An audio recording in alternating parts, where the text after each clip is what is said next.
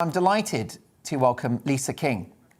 Speaking to the excellent newspaper, she explained and told her terrible story about how she lost her husband last October after he was refused an in-person GP appointment and had a routine operation delayed. The NHS has sent its deepest sympathies and said NHS England wrote to practices in July, reiterating the expectation that GPs should offer both face-to-face and remote appointment. But Lisa felt her family was, as she put it, collateral damage of the pandemic policies and is calling for widespread face-to-face GP appointments to return. And I'm delighted to say that she joins me now. Hello, Lisa. Hello. Thank you for having me. Lisa, I'm so terribly sad and sorry for your awful loss. What was your husband's name? Peter. And tell me about Peter. What kind of chap was he? He was marvellous. He was caring. He was lovely. He was fantastic. He had a brilliant sense of humour. He was my soulmate, my best friend. He was a fantastic father to our two sons. And he was a kind, lovely man, and I miss him terribly. Lisa, I wish I was there to give you a hug. I'm so sorry, and it's devastating what's happened. If you're able to, if we could start at that first moment at which Peter reached out to the NHS for help. So, what happened? What was that? Did he have symptoms? What exactly occurred? Yes, this was in July last year. He had a pain in his stomach, the upper part of his stomach, and it was quite bad on and off. So it was a Sunday, so I emailed the GP practice, which I have done all the time, to make appointments. I've always done that, and it's never been a problem. So I did it. I was quite specific where the pain was. I told them how bad his pain was.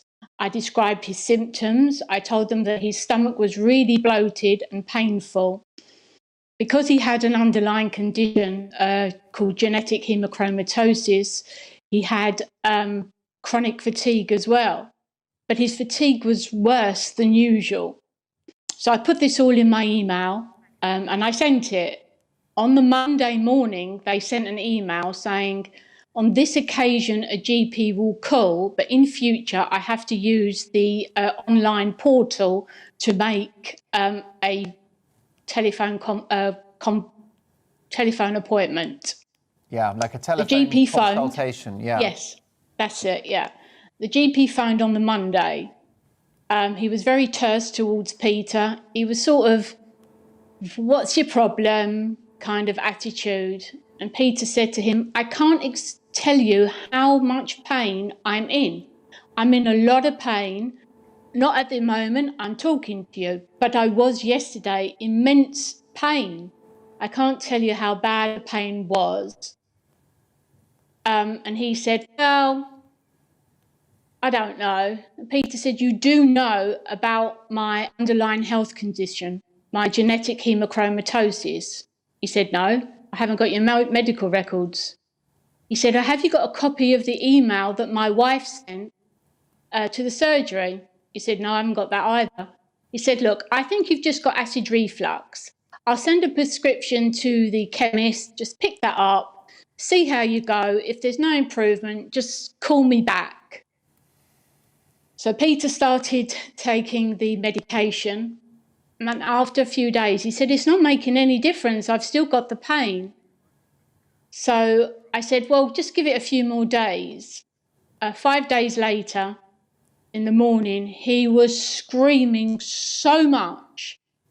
I can only describe the pain as a woman giving birth. That's how much he was screaming. It was it was shocking. Our sons were terrified at the screaming. So I phoned an ambulance. They came. They did all the tests, everything they did. And as she went to examine Peter, he flinched. So she said, right, I've got to take you to hospital. Oh, you've got to come straight away. So he went to the hospital and he was on morphine. They had to put him on morphine. He was in so much pain. They did CT scan. They did a MRI scan and an ultrasound. And they said, what's happened is a gallstone has moved into your bile duct.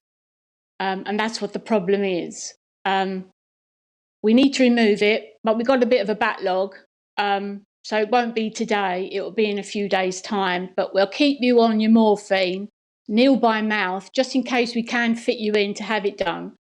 But because of your hemochromatosis, you are a priority because we know how serious that is with your underlying condition. So after 3 days, he had the gallstone removed. And he felt better straight away. He felt much better.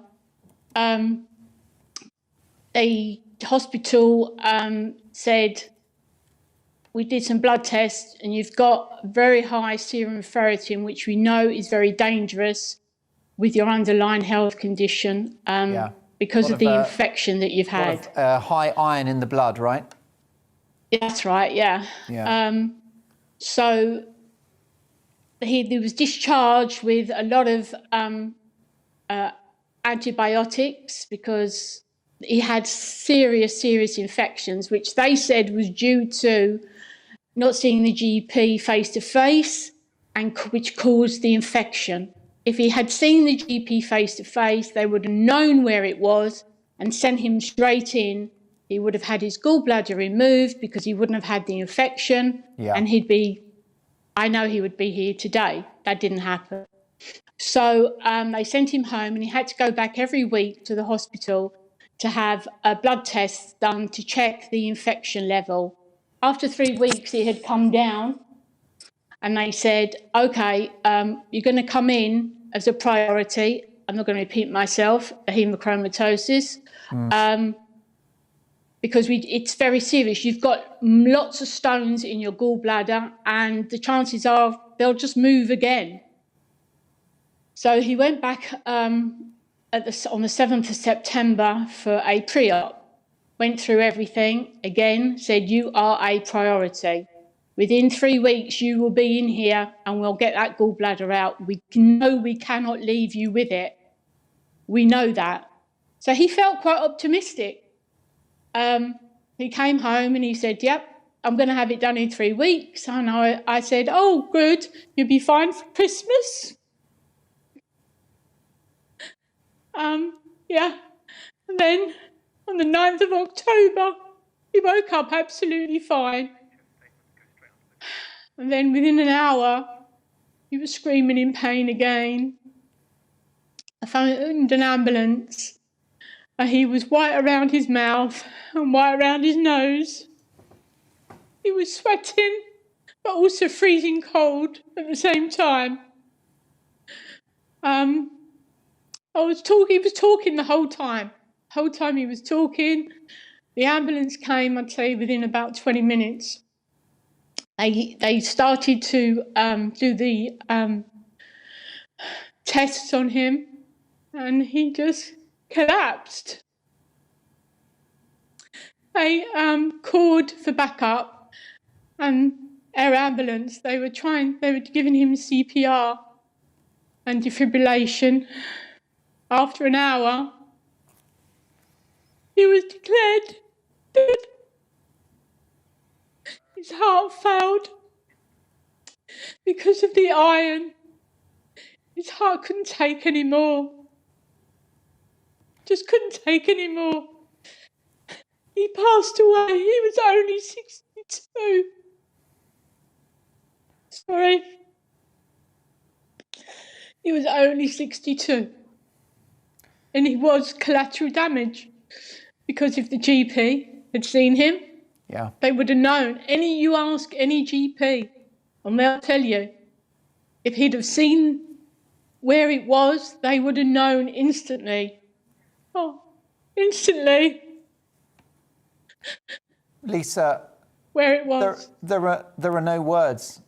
It's devastating what's happened to you, the devastating loss of Peter, who is clearly the love of your life, an amazing dad to your children, and taken so young and so needlessly. And I've got to say that, you know, I've been very mindful of the impact of the NHS's focus on COVID at the expense of other illnesses. And I'm afraid that this awful story is, I think, typical for many around the country in the last year and a half. And I can only convey on behalf of everyone that's watching this that we send you all of our love and strength.